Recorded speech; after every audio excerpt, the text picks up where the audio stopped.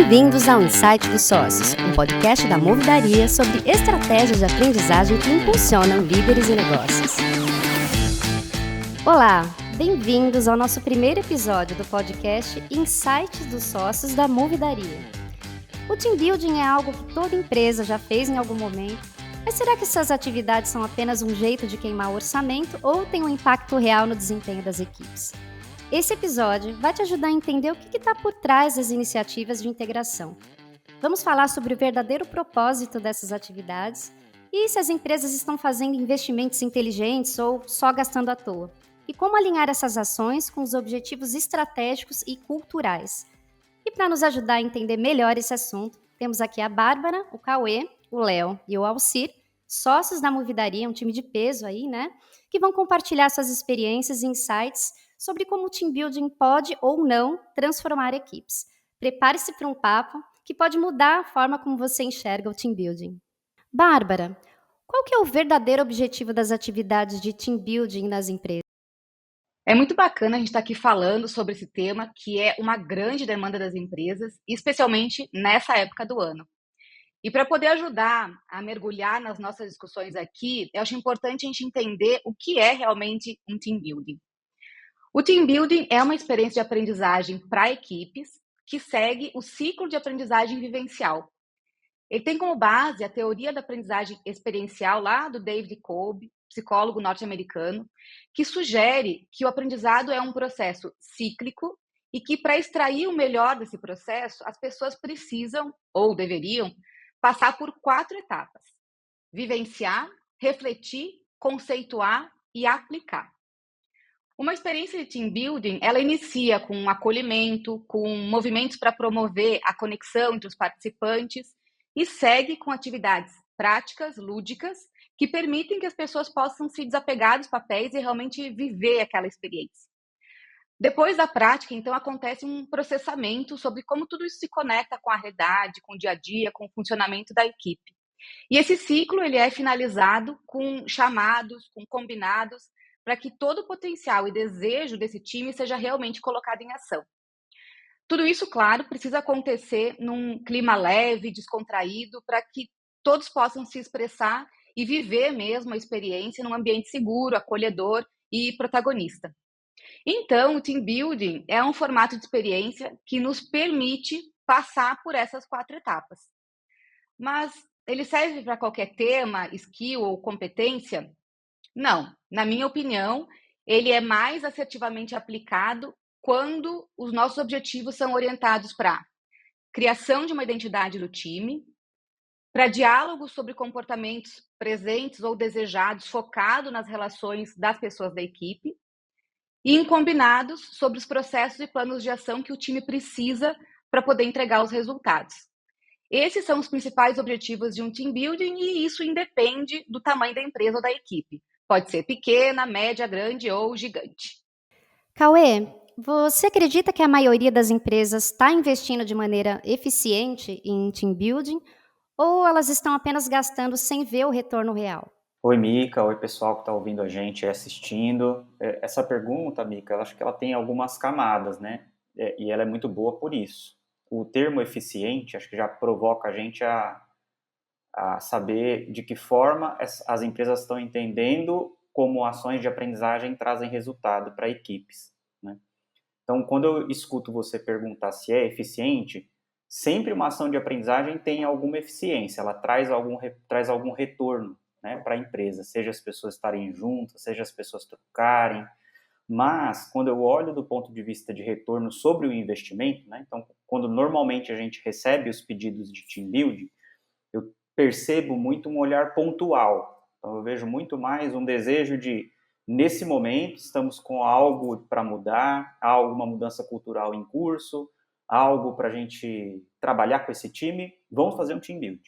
Porque vem uma urgência também, talvez de ao longo do ano a gente não ter feito esse trabalho na equipe, com a liderança, de alguma ação que chegue e de alguma forma mobilize esse grupo a agir em conjunto, a transformar-se num time, né? Então, eu não vejo que há um investimento mal feito, mas talvez o momento desse investimento para algumas empresas seja tardio, a depender de como estamos nesse processo de evolução da empresa, em que estágio de maturidade está essa empresa, como a meta do ano que vem vai puxar esse time para trabalhar. E em alguns momentos, talvez a gente esteja numa fase que eu vou chamar de fase de maturação desse time, né? No início de ano, no início de um novo ciclo, né? Para que esse team building dê um start para essas pessoas trabalharem bem em conjunto. Seja pontual ou seja um trabalho mais recorrente, que é o que eu mais gosto, né? Quando a gente faz um trabalho pontual com alguma empresa de team building, e depois a gente tem algum tipo de agenda de mentoria com essas pessoas, ou a própria liderança faz a mentoria, né? Faz a sustentação dessa construção de time, eu acho que a gente tem um trabalho com mais profundidade, né? Talvez essa seja a palavra que eu estava buscando aqui na resposta.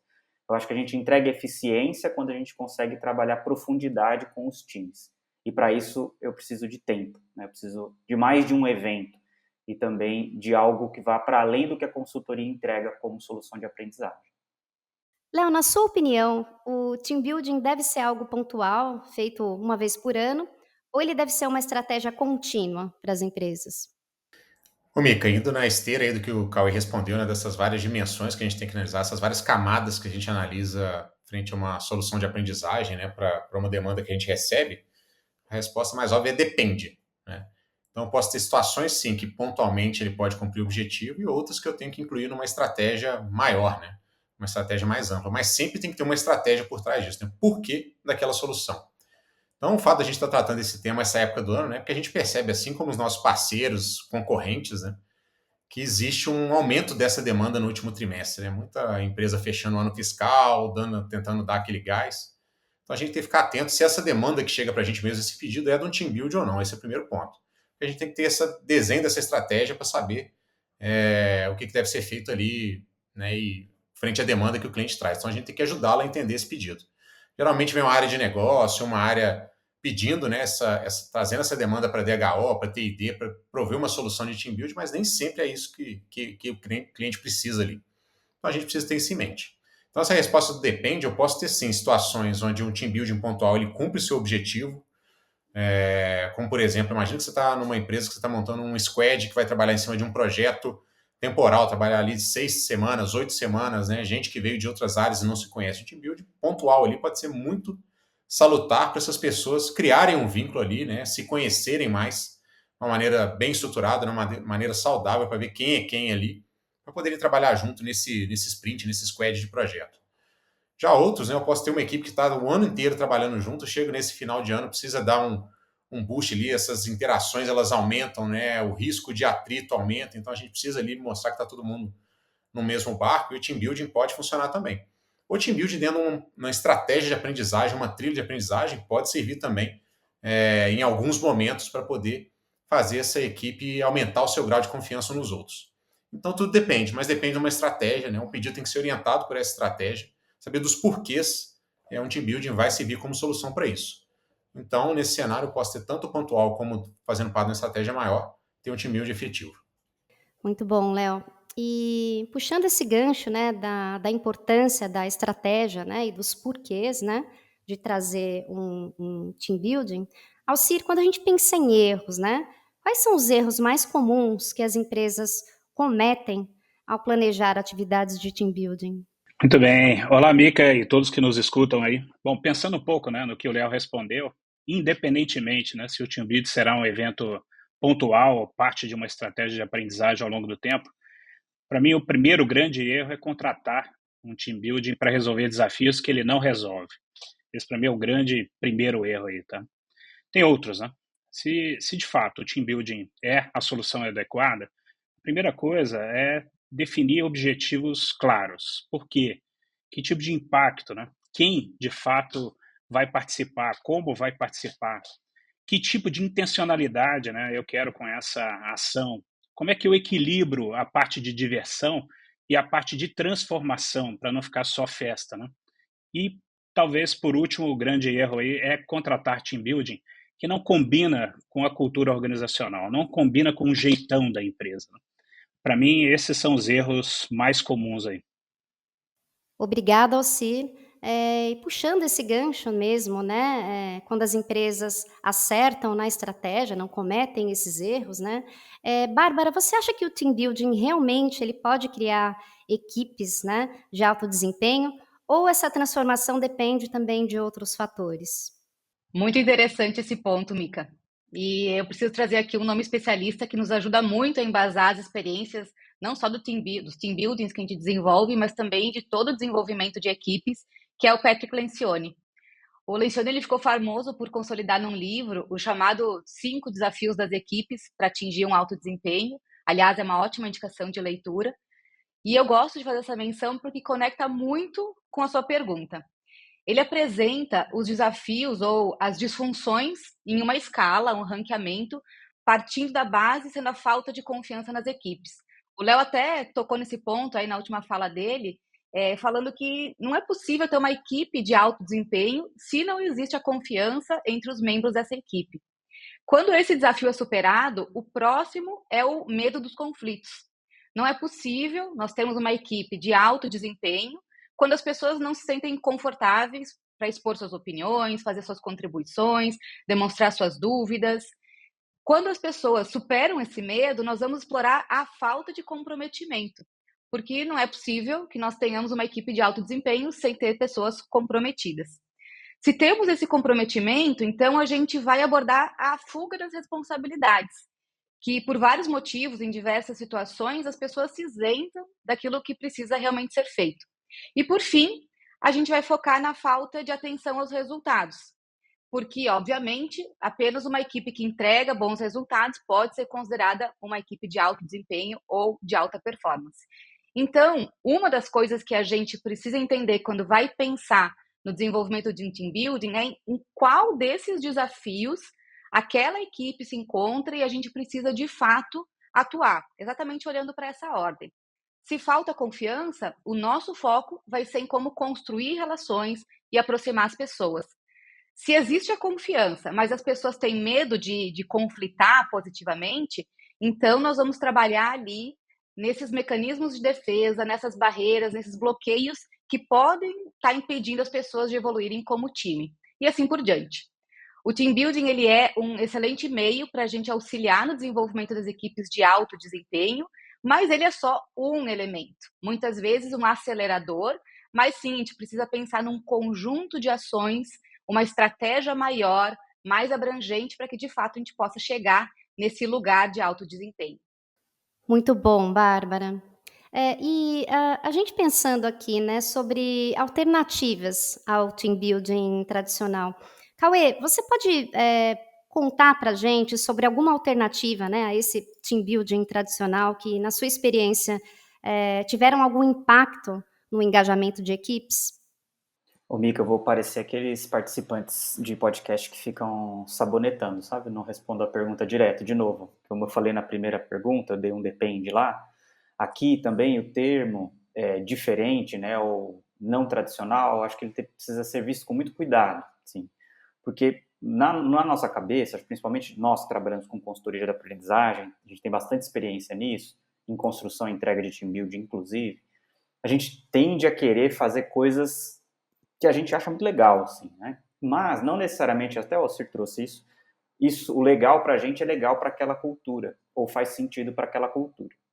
Então, acho que é um combinado que a gente pode fazer para levar alternativas diferentes de fazer uma leitura de como a cultura daquela empresa funciona, de quem é o demandante, de como ele se sente confortável de alguma forma, e aí propor o que a gente entende ser, entre aspas, diferente. E aí eu vou dar as minhas sugestões aqui, né, que eu acho, que a gente já fez aqui também, e que eu acredito que geram impacto nas pessoas, no sentido delas se verem trabalhando como time, disfuncionalmente ou funcionando bem ali como equipe, né? Acho que, exemplo, né, a Bárbara trouxe os 5 estágios aí das equipes de alta performance, né, das disfunções. A gente já fez várias estruturas de team building baseadas nessas fases, nessas etapas da construção de confiança, com recursos muito simples, desde varal de imagem, atividade com desenho e coisas muito simples dentro de uma sala de treinamento que deu um baita resultado, porque as pessoas se perceberam que toda a terceirização, né, de responsabilidade que elas jogavam para, sei lá, elementos que não têm vida, exemplo, né, a empresa não funciona bem, os processos não funcionam bem, eles perceberam que de alguma forma eles também são responsáveis ali, porque falta confiança, falta aptidão ali, né, prontidão para conflitar, e beleza, isso já é um resultado fantástico, né? As pessoas perceberem que elas podem mudar a sua relação com a equipe. Também já fizemos ações fora da empresa, com recursos mais tecnológicos, e que deu um resultado de entretenimento também muito bacana.